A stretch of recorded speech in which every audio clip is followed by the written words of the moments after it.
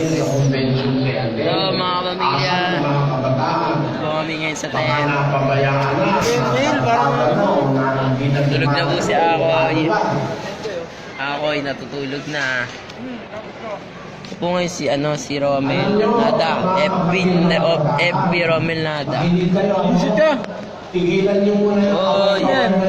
Si Anton. Ano naman ito? Well, Neil, parang tanga. At dating para manood sila.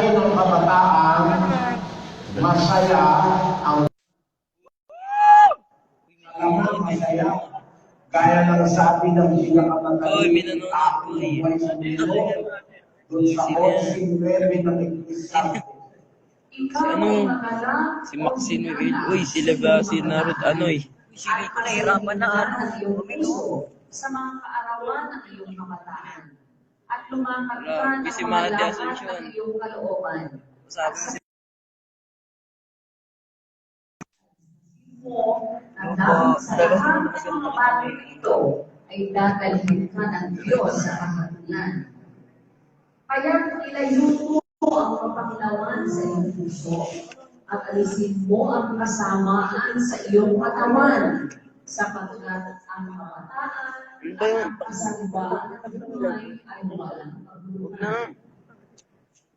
Yung kasaliwaan ng buhay, yung pagiging bata, walang kabuluhan yan pag hindi ko paglilingkod sa Diyos.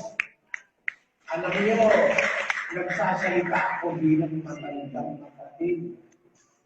Dinaanan ko ang pagiging kabataan. Nakita ko ang buhay sa mahabang panahon na nagmamasid ako ng salita ng sa Biblia, ang buhay ng tao. Walang kwenta ang kabataan na hindi mo bubuli sa paglilingkod at pagbabago.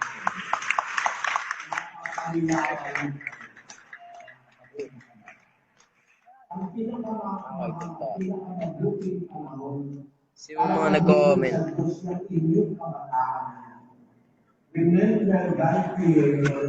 Comment naman kayo dyan, sabihin ko. Tama na.